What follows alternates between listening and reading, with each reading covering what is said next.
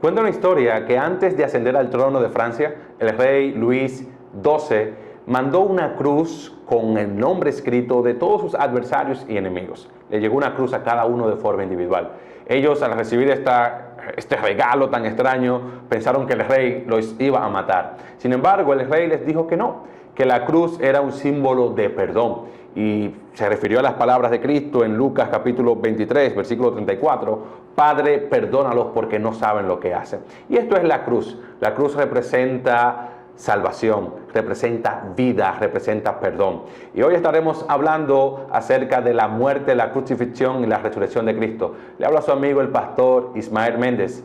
Gracias por estar en sintonía. Bienvenidos al programa Jesús murió por ti. Estamos conversando acerca de la muerte, la crucifixión y la resurrección de Cristo. Y me acompañan tres caballeros.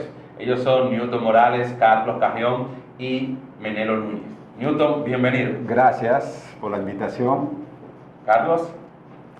Contento siempre de estar con ustedes. Menelo. Para mí es un placer estar aquí y espero que podamos ser edificantes para los oyentes. Así es, esa es la idea.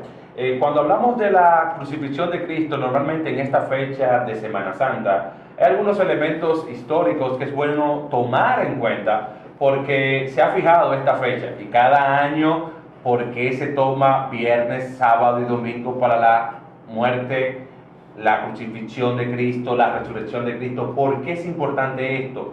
¿Cómo era que los judíos establecían algunas fechas? ¿Por qué era importante tomar en cuenta estos elementos? ¿Por qué era importante la Pascua, la fiesta de los panes sin levadura? Carrión, ¿qué puede hablarnos acerca de esto? Bueno, desde lo más, digamos, más atrás que nos lleva la historia, que podamos traer a la mente, siempre hemos sido sociedades agrícolas.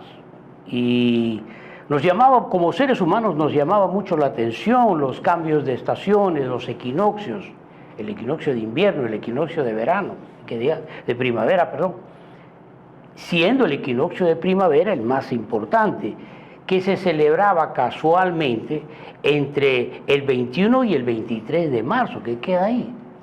Esas costumbres primero fueron sociales y evidentemente con el tiempo llegaron a ser religiosas. Cuando llegamos al 325, el año 325 de la era cristiana, en el concilio de Nicea, el naciente movimiento cristiano se encuentra con un dilema. ¿Qué hacemos con dos cosas? ¿Qué hacemos con el sábado de los judíos y qué hacemos con esta fiesta? Que no encaja con los principios que nosotros queremos reflejar dentro de este nuevo movimiento. Y solucionaron el problema de dos maneras bien simples. Número uno, tomaron la fiesta de la Pascua, una fiesta judía, en los conceptos, y reemplazaron el equinoccio de primavera. Y tomaron un segundo punto. El segundo punto es: tenemos 3 días importantes, el Viernes Santo, el Sábado Santo y el Domingo de Resurrección. Y le llamaron a esta semana, textualmente, Semana Santa. Semana Santa. Pero solo un día es santo, que es el sábado, el día de reposo. Cuando hablamos de la fiesta de Pascua, porque cuando leemos en Juan capítulo 13, vemos que Jesús, ya en sus momentos finales, dice las Escrituras, que era la cena de Pascua. ¿A qué nos estamos refiriendo? La Pascua fue una ceremonia establecida por el mismo Dios, por el mismo Jehová, que le dio instrucciones a Moisés a propósito de la salida del pueblo de Israel de la esclavitud que tenía en Egipto. La noche final de la salida marcada, Dios le ordenó una ceremonia donde debían comer un pan sin levadura, sacrificar un cordero llamado pascual, unas hierbas amargas, y esto debían comerlos de pie como si fueran en salida, con todo en viaje. Cuando yo voy de viaje, tengo mis bultos y entonces estoy preparado para salir, para marchar el pueblo. Era la instrucción que había dado Dios. ¿Qué ocurriría esa noche? Todos los primogénitos de las casas serían muertos, serían visitados por la muerte, pero Dios le dijo al pueblo de Israel, donde quiera que se sacrifique ese cordero, la sangre de ese cordero habría de ser puesta en el dintel de las puertas para cuando pasara la muerte, entonces se detuviera ahí. Importante que esa sangre salvaba de la muerte. Pero no es que necesariamente había virtud en el que estuviera ahí, sino que Dios dispuso que fuera así. Claro, o sea, estamos hablando de que si alguien del pueblo de Israel decía, no voy a colocar la sangre, porque el mandato era claro, tenían que tomar un corderito macho de 1 año, a los 14 días del mes de Nisan, o como antes se le llamaba el mes de Abib, debían sacrificar este corderito y colocar la sangre en el dintel. Si no colocaban la sangre, cuando el ángel destructor pasara, ¿qué iba a pasar con ese muchacho? ¿Qué iba a pasar entonces si la sangre no estaba? Morir. Iba a morir. O sea, no se iba a fijar el ángel en lo bueno o lo malo del muchacho. No. Se iba a fijar en la sangre. Y eso es lo que Dios viene a ver en nosotros. No. Que la sangre de Cristo nos haya redimido de todo pecado. No se trata de cuán buenos seamos. Claro está, ese mismo Cristo que perdona nuestros pecados, también es el mismo Cristo que transforma nuestros corazones y nos lleva a andar en una novedad de vida. Entonces, entendiendo este concepto de la Pascua, la mayoría, creo que todo el mundo conoce el nacimiento de Jesús. Nació, concebido de la Virgen María, creció, se desarrolló. La Biblia dice que crecía en sabiduría y en gracia para con Dios y para con los hombres. Hizo muchísimos milagros, pero Juan capítulo 11 presenta que cuando Jesús resucitó a Lázaro, los fariseos y el pueblo allí ya hizo planes para matarlo. Jesús hizo énfasis en que él había venido para esta hora. ¿Cuál hora? Bueno, la hora de su muerte.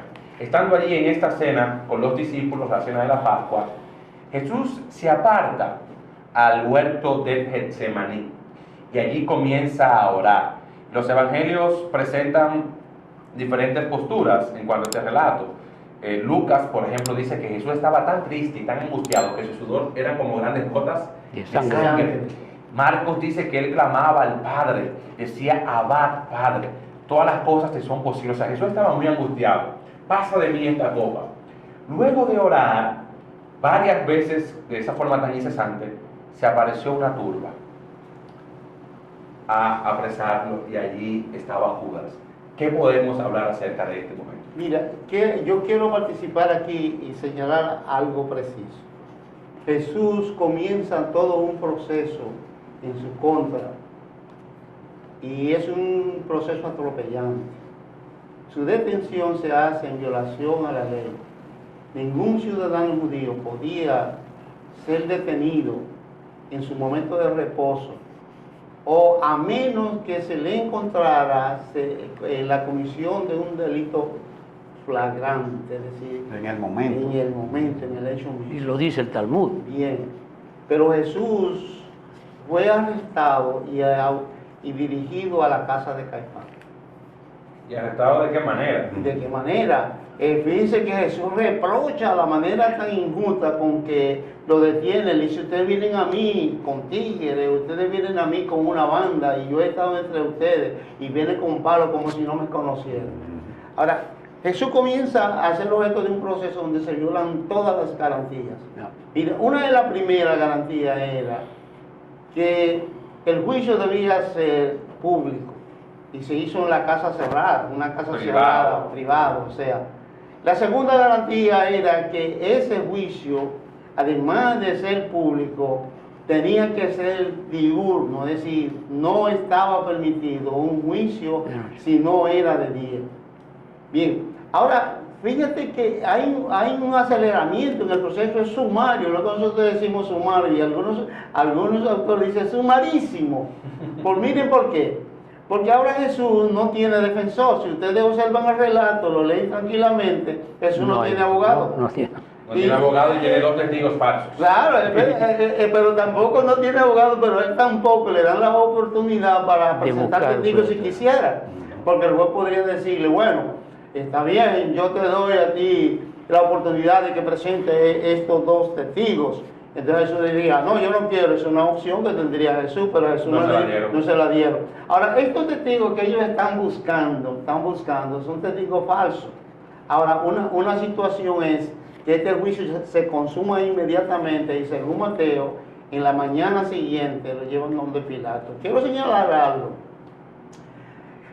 La autoridad judía no podía sancionar ningún ciudadano con asuntos que tuvieran carácter público, que vincularan al Estado romano. La única forma, el único delito que podían juzgar era el delito religioso.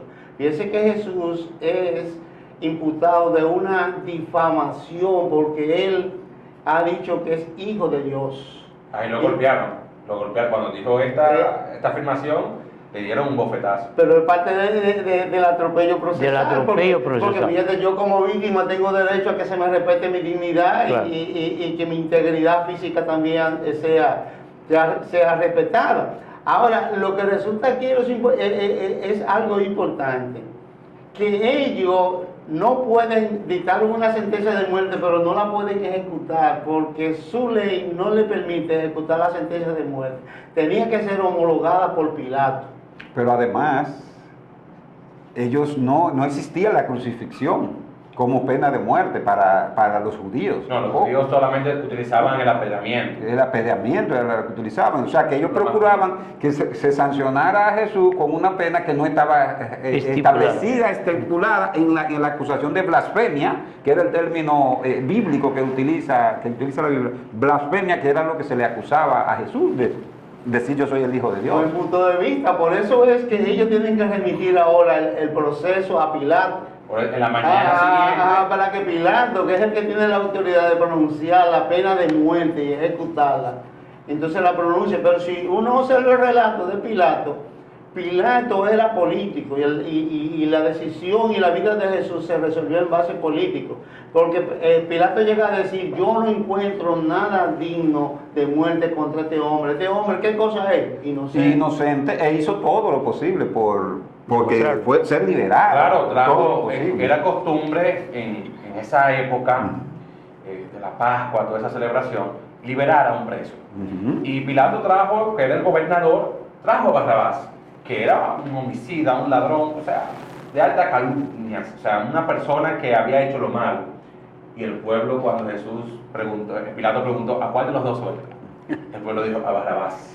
Sí, pero yo quiero detenerme un poco aquí en la actitud de Pilato. Pilato era un político, no era un verdadero juez. Recuerden que la esposa incluso le dice, no te metas con ese justo, yo he tenido sueños y visiones. Ujú. Ahora él cómo manipula la situación, porque tiene todo lo que es una turba ahí diciéndole que crucifica a Jesús, se lava la mano, diciéndole eso es simplemente, no tengo que ver con este proceso, porque este hombre no tiene nada que me permita meditar una sentencia. Cuando él recurre al canje, al sorteo, de cuál te doy, a este inocente, a Buscando Jesús una salida. o a Barrabás, él está jugando con el juicio, pero Jesús no ha sido condenado.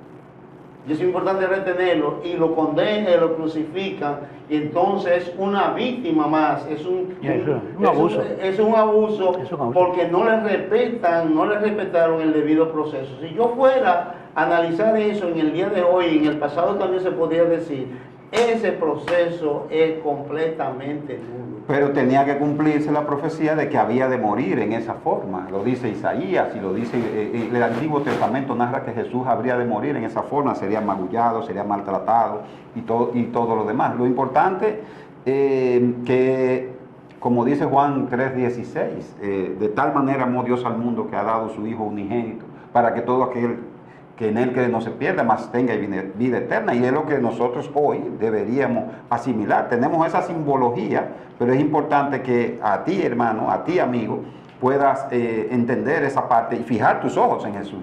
Claro, y Jesús fue azotado, le desnudaron, le pusieron una corona de espina, sufrió esta muerte tan horrenda que las daban a los más viles criminales. De hecho, los judíos no tenían esta práctica. A Palestina llegó esto en el año 165 a.C. por Antíoco Epífanes. Y los romanos aplicaban esto a los mayores delincuentes, los ladrones, asesinos. Y Jesús fue tratado como si fuera un vil criminal. Y no cuando solo era el eso, Salvador del mundo. no solo eso, asesinos, esclavos o libres que cometían vilezas de ese Vilezas, tipo. vilezas. Pero estamos hablando de lo peor del crimen, porque el ciudadano romano no podía ser sometido Mira, Una pregunta para ambos. Mire, Una pregunta para ambos. a esa pena. Una pregunta para ambos. ¿Existían códigos penales así como lo estamos describiendo o es Sí, simplemente... sí, claro. En Israel y sobre todo en números se ve todo, se observa toda esta legislación Claro, de cómo claro. debía desarrollarse el proceso. Ellos sabían cómo. Por eso no lo juzgaron, porque no encontraron nada según las leyes judías. Y comenzaron a decirle a Pilato de que cuando Pilato le dijo, aquí está el rey de los judíos, él dice que es su rey, no tenemos otro rey que César. Y comenzaron a colocar a Jesús como si Jesús estaba en contra de César. Jesús que había dicho, lo Un que es del terrorista. César para el César, lo que es del César para Dios. O sea, Jesús nos enseñó a respetar las leyes civiles siempre y cuando esas leyes no vayan en contra de los principios eternos. Pero los judíos, se cumplió la palabra de Dios que dijo que a los suyos vino, Jesús vino a los suyos, Y los suyos no le le recibieron. Fue el mismo pueblo al cual él vino a salvar que le rechazó y le crucificó. Hay algo importante cuando él dice el pueblo, nosotros no tenemos otro rey que el César. Que el César. ¿Tú sabes lo que está diciendo? Él está cometiendo un delito de lesa majestad. Porque el único que puede ser Dios en este imperio es César. Puede ser porque él se considera como un hijo de Dios. Nadie nada más puede ser hijo de Dios. Era divino. Ahora, lo que yo quiero que no perdamos de vista es que aquí hay una dosis altamente político-religiosa. La muerte de Jesús para los dirigentes de Israel era necesaria porque habían perdido la autoridad absoluta que ellos tenían sobre los gobernados. Y yo quiero que sepan, y con esto estoy de acuerdo con Newton, que aquí, detrás de todo este proceso, hay algo que no se ve y es profundo. Es el diablo que quiere Un complot, no fue un juicio, Jesús fue un complot. muera, porque él cree que cuando Jesús muera y sea sepultado, él ganó la victoria. Y por eso es importante un aspecto que nosotros vamos a ver en el conversatorio. Es interesante esto cuando Jesús ya está en la hora novena y que exclama y dice, Dios mío, ¿por qué me ha desamparado? Jesús allí en la cruz, cargando el pecado de todos nosotros, y esto fue lo que mató a Jesús. O sea, cuando a los que estaban crucificados allí se le quebraban las piernas para romperle los huesos, cuando los guardias llegaron a Jesús, vieron que no fue necesario, pero tomaron una lanza y atravesaron su costado para cumplir lo que dijo la profecía. Y cuando atravesaron su costado, sangre y agua salió de su cuerpo. Fue bajado de allí, llevado al sepulcro. Pero Jesús estuvo clamando en la cruz. Dios mío, ¿por qué me has abandonado?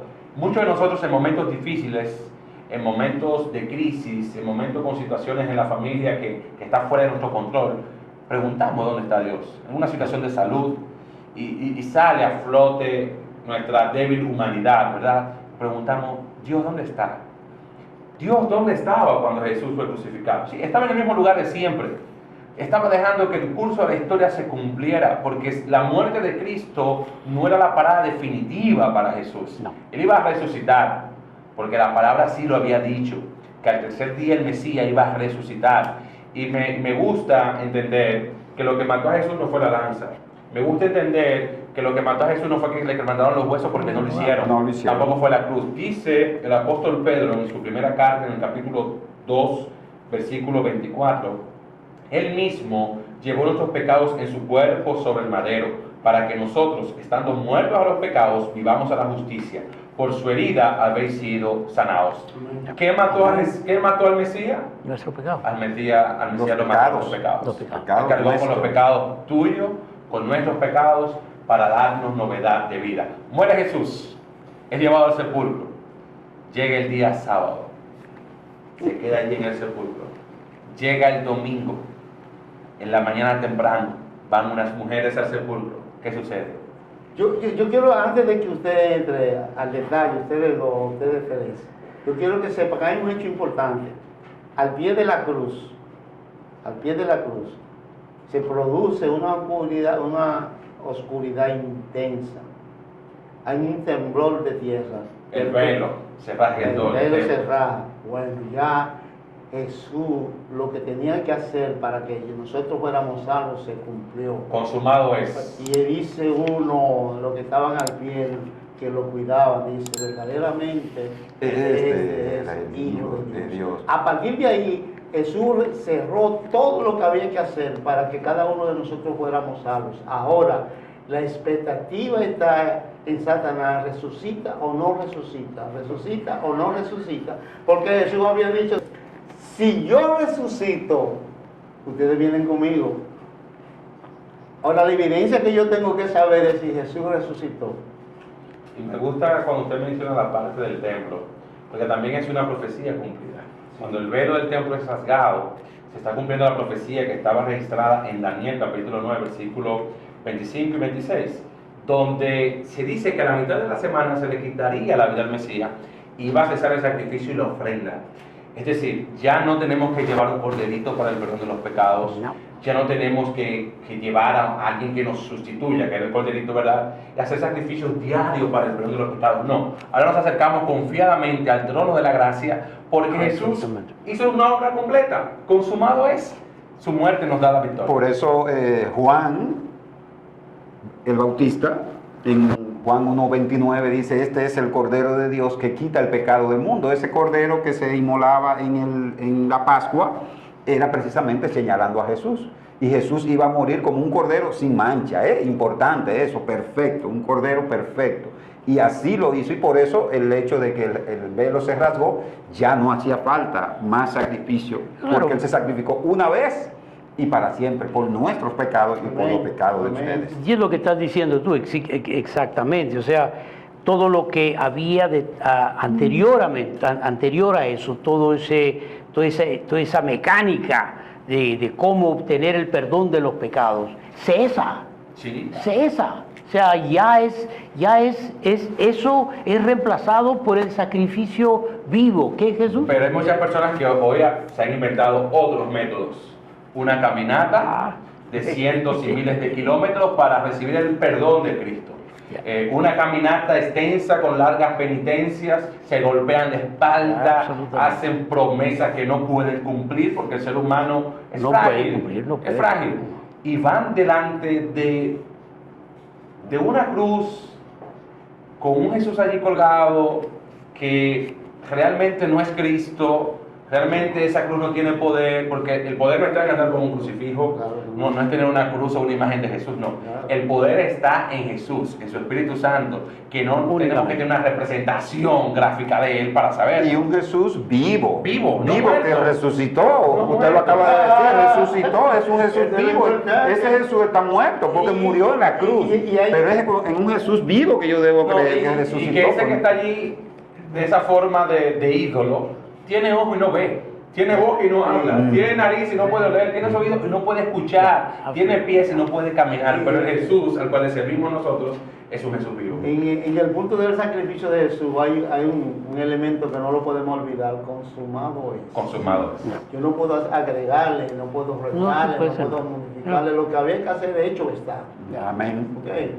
El primer día de la semana, día domingo, van las mujeres a ver el cuerpo de Jesús, que los fariseos habían colocado guardias allí, ellos sabían que algo iba a pasar. Llegaron y Jesús no estaba allí. Le dijeron, el que busca no está acá, está vivo, resucitó. Ve y avisa a los discípulos que Él va delante de vosotros, que Él va delante de ustedes. Y me gustó esto porque hay muchos hombres, hubo muchos hombres, mujeres, que hicieron cosas en este mundo extraordinarias. Pero en la tumba, ahí están sus huesos, ahí están sus restos, pero la tumba de Jesús está vacía. Y Jesús, como siempre, son cosas maravillosas de Dios. O sea, no es un asunto secreto. Cuando Él resucita, ¿qué pasó ahí? Hubo un destellante de luz, dejó ciego a los guardias que habían puesto para evitar que él escapara supuestamente, porque él había dicho que en 3 días habría de resucitar. Entonces, para evitar que él se fuera, pero esas peñas eran enormes, eran gigantes, no cualquiera las movía, y un ángel vino y la movió. O sea que hubo testigos por donde quiera de la resurrección de Jesucristo. Y una prueba adicional, que es la que tú dices, hubo resurrección de muchas personas. Muchas personas, dice la Biblia. No fue él. Pero yo pienso, a mí me gusta siempre la actitud de la persona, cuando esas mujeres fueron, que le dijeron, no, pero él no está ahí, ¿y quién se lo llevó? O sea, qué expectativa que se creó, porque uno a veces obtiene la respuesta del pedimento, de la oración, y a veces Dios ha sido tan oportuno que dice, ¿y qué pasó? ¿Y es verdad? Estamos dudando. Y hay algo bien interesante con el relato, ya llegando a la parte final, que aunque no mencionamos, es bueno que rescatemos, porque hay una enseñanza grandiosa aquí. Y es que Pedro le dijo a Jesús que él iba a estar con él hasta la muerte. Y Jesús, para que Pedro pudiera ver su debilidad, lo frágil que es, dijo, tú me vas a negar 3 veces. 3 veces. Y Pedro negó a Jesús. Pero cuando Jesús resucita y Increíble. le dice a los discípulos, a las mujeres allí, mira, los discípulos que vayan, el ángel, a los discípulos que vayan delante. Nos vemos en Galilea, pero también hay alguien a quien hay que decir, lo llaman por su nombre, y a Pedro. Ya.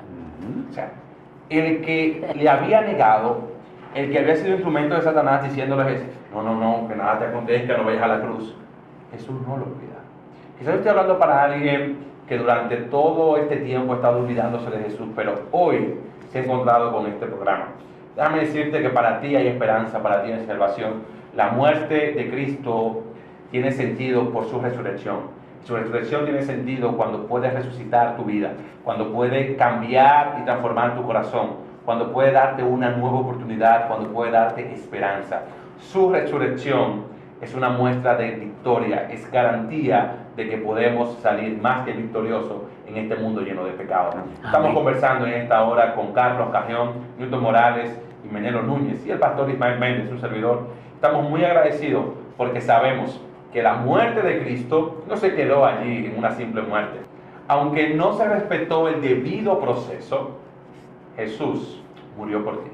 Aunque se le maltrató, fue azotado, le escupieron, le colocaron una corona de espina, lo injuriaron, aún así Él murió por ti.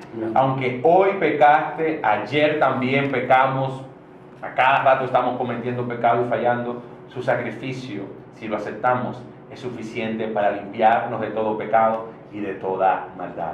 Que Dios te bendiga y que puedas aprovechar esta etapa del año, esta semana mayor, como así se le conoce, para reflexionar en el Salvador que vino a morir por ti. Amén. Amén.